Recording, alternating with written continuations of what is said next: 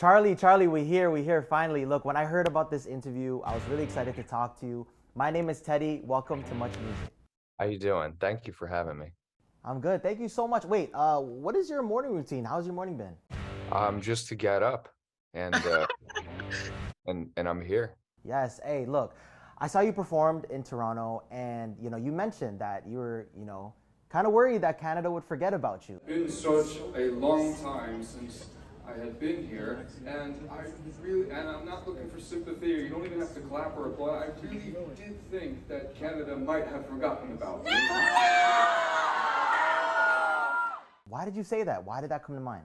More of a figure of speech. I thought that I thought touring was going to be over and not a thing anymore, just because it just didn't seem like it was going to be a thing anymore. But I'm very happy that it is, and I'm very happy that I got to perform in Canada. Well, we absolutely love you here in Canada, and it showed in the crowd. Out of all the veteran experience of you performing, what is the craziest thing that you've seen? I'm never not surprised when I see somebody come and wear the same clothes that I wear. Wait, like the exact same outfit?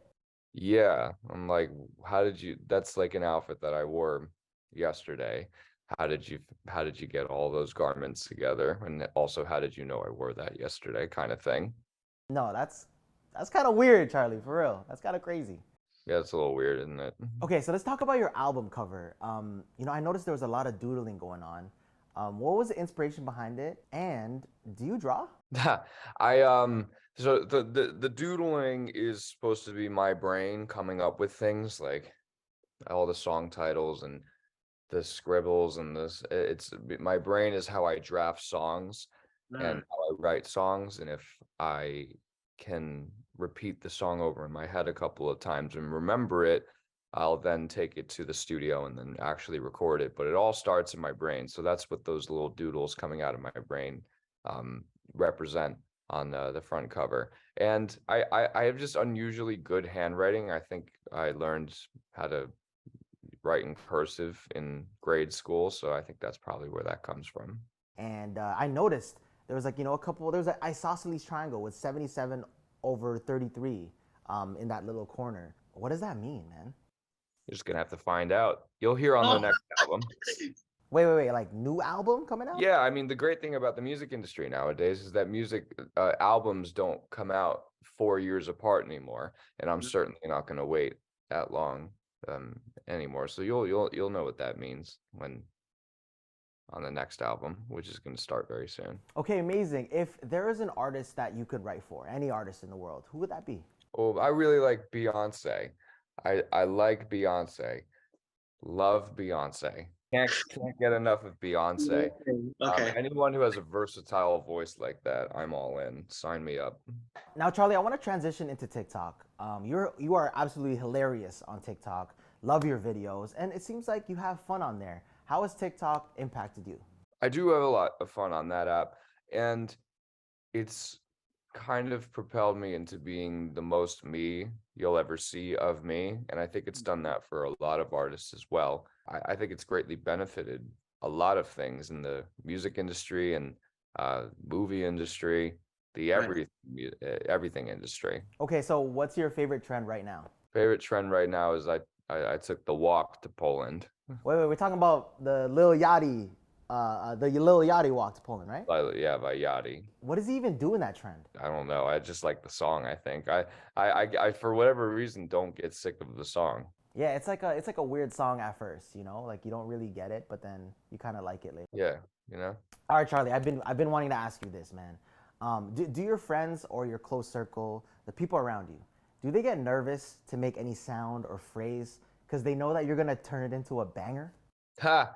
No, not yet, but they should be. No, no, they're not. They're not nervous at all. I actually try and encourage the opposite. I want people to make their own music from their own personal feelings and sounds and whatnot. Just trying to inspire people constantly. Okay, that's hilarious because I can't even imagine being around you and like totally slipping out a phrase or a sound and you turning it into a banger. Have you ever, actually, speaking of phrases, have you ever heard of our Toronto slang before? Toronto slang? No. Like Charlie, we have certain terms that we use. So I'd like to say one to you to see if it interests you at all. So let's say like you're making a beat with your friends, or you just make a really cool song. Your friends around you would be like, "Yeah, Charlie." I mean, because it's, I guess it's kind of because you guys say a lot and like Yeah. in a question mark. So I think maybe you've just combined the two together. Excitement and a question mark. Like you can't Those- believe that something so great was made. No. Seriously, that's something that we actually say. Yeah, we use that term a lot. So I was just wanted to ask you that to see if someone said, "Yeah, Charlie," how would you turn that into a song? I could probably, throw some maple syrup on it and you got yourself a Canadian #1. Okay, transitioning a little bit, Charlie. On your album, I really like the song "I Don't Think I Like Her Anymore." I really like the song. I think it's done so well. I love the meaning behind it and everything. So I kind of want to, get some love advice with Charlie Puth. How do you know when the girl is the one and you're not wasting any more years? I don't know if I'm the person to be asking for advice, but I think one thing you can do is just focus on yourself, maybe. I think maybe that's the most important thing. And then if you're confident within yourself, everything else will go right in your life. And certainly did for me when I kind of focused and made this album myself, and everything seemed to just work out. Oh, that's interesting. So you're saying, just kind of like work on yourself and everything will fall into place. I think exactly, and you certainly can have some creative moments in that time as well. I think maybe just become very, very artistic. Even if you feel like you're not artistic, you can. Everyone has room in their right brain for something. Okay, I really appreciate that. I'm actually going to take that to heart, man. And again, thank you so much for this. Much Music loves you. Canada loves you. Again, bro, we got to do this in person, man. So I want to leave it up to you and to talk to the fans. The floor is yours. Anything you want to say? No, sure. I appreciate my Canadian fans, and this tour was like it's like the preview of what's to come. So I don't want them to think that I'm just doing this 12-date run and then running away. This is a preview of what's to come, especially in Canada. We have some really exciting things planned out, and I'm there. There might be another album next year too, so you never know. Wait. One more question. What's a guilty pleasure song of yours? Meaning, what's a song that you listen to that, your inner circle has no idea that you love so much?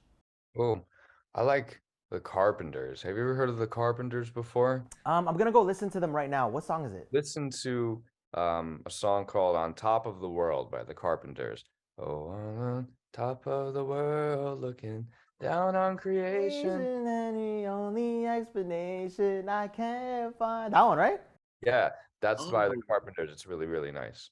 Okay, so that's your guilty pleasure song. You gotta listen to it. Okay, well, Charlie, thank you. I'll see you in person soon enough. Let's do it, man. I can't wait.